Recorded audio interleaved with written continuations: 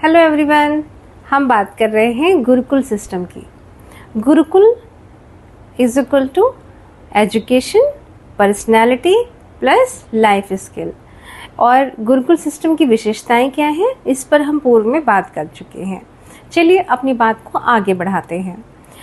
गुरुकुल की दिनचर्या पर बात करेंगे, गुरु शिष्य संबंध पर बात करेंगे और बात करेंगे गुरुकुल सिस्टम में और क्या क्या मिलता था, क्या होता था।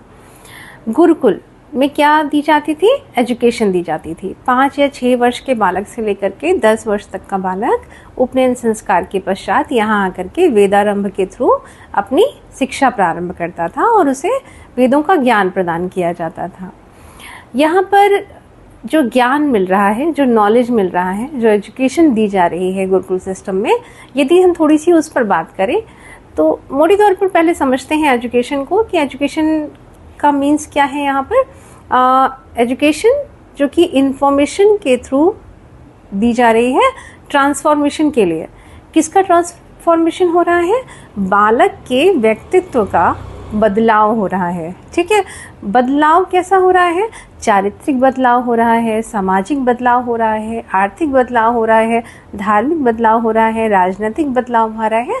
इन सभी रूपों में उसके अंदर ट्रांसफॉर्म किया जा रहा है, जिससे वो समाज में जाकर के अपने व्यक्तित्व को निखार कर अपने समाज के लिए एक अच्छा नागरिक बनकर तैयार हो सके। तो यहाँ पर जो एजुकेशन दी जा रही है उसकी तो मैंने गुरुकुल सिस्टम में बात की। वैसे आज हम जो एजुकेशन प्रदान करते हैं उस एजुकेशन को यदि हम देखें तो ये 3 प्रकार की एजुकेशन है। एक है इंफॉर्मेशन, एक है फॉर्मल एजुकेशन, एक है इनफॉर्मल एजुकेशन और एक है non formal education. Formal education में क्या मिल रहा है? फॉर्मल एजुकेशन जो स्कूल कॉलेज के थ्रू दी जा रही है क्लास में बैठ कर के। इनफॉर्मल एजुकेशन यानी कि समाज परिवार में जाकर के बालक जो कुछ सीख रहा है उसको हम इनफॉर्मल एजुकेशन में रख सकते हैं। नॉन फॉर्मल एजुकेशन में मतलब किसी ट्रेनिंग के थ्रू, कोर्स के थ्रू या यदा कदा कहीं से उसे कोई ज्ञान प्राप्त हो रहा है तो हम उसे नॉन फॉर्मल एजुकेशन में बांट सकते हैं। तो इस प्रकार से इन तीनों प्रक्रियाओं के तहत हम बालक को शिक्षा देने का प्रयास करते हैं वर्तमान में। ठीक है, लेकिन जब हम गुरुकुल सिस्टम की बात करते हैं तो मैं आपको बताना चाहूँगी कि इन तीनों प्रकार की शिक्षा हमें गुरुकुल सिस्टम में बहुत ही बेहतर तरीके से प्राप्त हो रही थी। कैसे प्राप्त हो रही थी, इस पर थोड़ी चर्चा कर लेते हैं। अब देखिए, वहाँ पर जो हमें लर्निंग मिल रही है, जो डेटा हमारे अंदर अगर इनपुट किया जा रहा है, जनजी की लैंग्वेज में बात करें हम, तो जो भी डेटा हमारे अंदर इनपुट किया जा रहा है वो क्या है? स्टूडेंट बेस्ड है ना, कि स्टूडेंट को जो चाहिए वो उसे मिल रहा है। कैसे? इसी बात को थोड़ा सा और अच्छे से समझते हैं। आज का जो टीचर है वो जब क्लास में पढ़ाने जाता है तो होना क्या चाहिए? 40-45 बच्चे के आसपास होना चाहिए जो आंकड़ा है, लेकिन होता क्या है कि लगभग 70 बच्चे, 80 बच्चे और कहीं कहीं तो हमें 100 बच्चे तक उसकी क्लास में देखने को मिलते हैं। तो क्या टीचर प्रत्येक बच्चे पर ध्यान दे पाता है? क्या टीचर ये जानता है कि किस बच्चे का गुण दोष क्या है? क्या टीचर, मैं तो कहती हूँ टीचर सभी बच्चों का नाम तक नहीं जानता है ना। गुण दोष जानना तो एक अलग बात है। अब प्राचीन भारत में देखते हैं ऐसा क्या था। तो प्राचीन भारत में, पहले तो मैं यहाँ पर आपका एक मिथक ठीक करूँ कि आपने देखा होगा टीवी शोज़, फिल्मों में एक गुरु जो पेड़ के नीचे खड़ा है या बैठा है और उसके चारों तरफ शिष्य हैं और अपने शिष्यों को ज्ञान प्रदान कर रहा है हाथ उठा करके। ऐसा एक सीन हमारे सामने द्रष्टव्य होता है, हमें दिखाई देता है और हम समझते हैं यही गुरुकुल है। तो ठीक है, ऐसी ही एक छवि हमें गुरुकुल में देखने को मिलती है, लेकिन ऐसा नहीं था कि ऐसे एक ही गुरु था और इतने ही शिष्य ऐसे ही चारों तरफ बैठे रहते थे। मैं बताना चाहूँगी कि गुरुकुल सिस्टम में भी क्या था, अलग अलग सब्जेक्ट के अलग अलग गुरु थे। ठीक है, और वो अलग अलग समूहों के हिसाब से विद्यार्थियों को उनकी योग्यता, उनकी उम्र के हिसाब से बांट करके ही शिक्षा प्रदान किया करते थे। और जिस बच्चे के अंदर जिस प्रकार का गुण होता था या जिस बच्चे को जिस चीज़ की ज़रूरत होती थी उसी प्रकार के समूह में उसको शामिल करके शिक्षा प्रदान करने का काम किया जाता था। इसको हम आज की अगर एजुकेशन से तुलनात्मक रूप से देखें तो हम कह सकते हैं कि 1-to-1 मेंटरशिप हमें वहाँ पर देखने को मिलती है, जो हमें आज भी एजुकेशन में कहीं अवश्य जारी है किंतु प्रदान नहीं की जा रही है। तो धीरे धीरे हम देखते हैं, आगे बढ़ते हैं क्या है गुरुकुल सिस्टम में। और इसके पहले भी मैंने आपसे बात की कि चाहे राजा का बेटा हो या रंक का बेटा हो, यदि वो गुरुकुल में आ गया तो उसकी व्यवस्था एक ही जैसी होगी। आज जिस तरीके से हमसे ढेरों सारी फीस ली जाती है ना, और उसी हिसाब से हमें सुविधाएं दी जाती है, ऐसा गुरुकुल सिस्टम में नहीं था।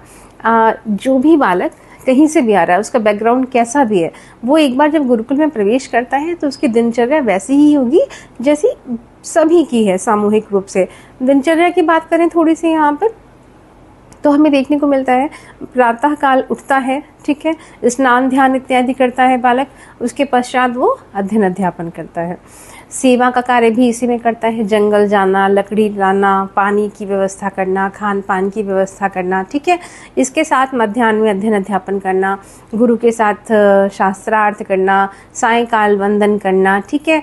इसके अलावा भी और जिस भी शारीरिक प्रशिक्षण से जुड़े कार्य भी कराए जाते थे, और रात्रि को फिर जल्दी सुला दिया जाता था, और जैसे क्योंकि सुबह उठना होता था बालकों को, तो इस तरीके से एक दिनचर्या हमें, नियमित दिनचर्या, एक अनुशासित दिनचर्या हमें यहाँ पर देखने को मिलती है। बहुत ही सादा सरल उच्च विचारों वाला जीवन हमें यहाँ पर बच्चों के अंदर देखने को मिलता है। लेकिन आज क्या है कि अगर मैं समय की ही बात करूं थोड़ी सी, तो बालक शिक्षा ग्रहण करने के लिए 5 या 6 घंटे के लिए क्लास में जाता है। 5 या 6 घंटे में भी वो कितनी देर शिक्षा ग्रहण करता है ना, हम सभी जानते हैं। 1-2 घंटे फ्रेंड्स के साथ मस्ती करना है, कैंटीन जाना है, यहाँ जाना है, यहाँ जाना है, इस तरह से हमारा बहुत सारा समय जो है वो ख़राब भी होता है। लेकिन पहले क्या था, है ना, गुरुकुल सिस्टम में क्या था, 5 या 6 घंटे की लर्निंग प्रोसेस नहीं था। वहाँ पे क्या था, बालक जो है गुरु के परिवार के साथ गुरुकुल में ही रह रहा है ना, तो वो दिन भर सीख रहा है, रात भर सीख रहा है, क्या मतलब 24 घंटे की शिक्षा है उसकी, और गुरु के नियंत्रण में रह करके वो हर समय अपने जीवन से संबंधित विभिन्न बातें सीखता रहता है ना। तो यहाँ पर उसका एक होलिस्टिक डेवलपमेंट हमें देखने को मिलता है। और यदि हम गुरुकुल सिस्टम की बात करें तो हमें देखने को मिल रहा है यहाँ पर क्या कि सिलेबस कैसा है। तो मैंने अभी पहले बताया कि जैसे आज क्या है कि एक क्लास में जितने विद्यार्थी हैं वो सेम सिलेबस पढ़ने के लिए तैयार हैं, उन्हें उसी प्रकार का सिलेबस प्रोवाइड किया जा रहा है। लेकिन पूर्व में क्या था, सिलेबस भी बच्चे की योग्यता के अनुसार दिया जाता था और उसकी योग्यता के अनुसार ही उसे पढ़ाने का कार्य कराया जाता था। तो थोड़ी सी ट्रस्ट की बात कर लेते हैं। आज का विद्यार्थी क्या गुरु पर उतना ट्रस्ट करता है जितना होना चाहिए? नहीं। हमें देखने को मिलता है प्राचीन भारत में विद्यार्थी बहुत ही ज़्यादा ट्रस्ट अपने गुरु पर करता है और गुरु भी उतना ही ट्रस्ट अपने शिष्य पर करता है।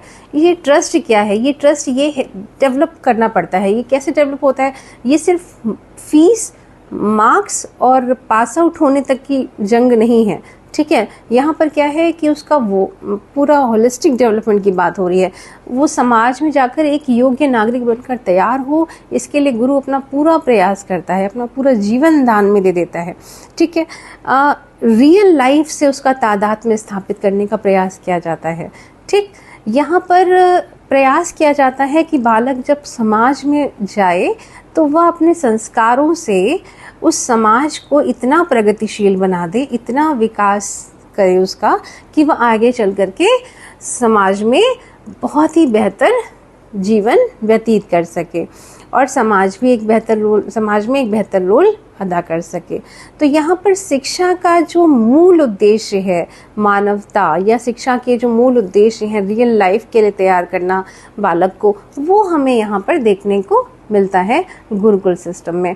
मैंने अभी संस्कारों की बात करी कि बालक किस प्रकार से संस्कार पाता है। यहाँ पर आगे चल करके हम इन्हीं संस्कारों पर अपने अगले वीडियोज़ में विस्तार से बात करेंगे। Thank you so much.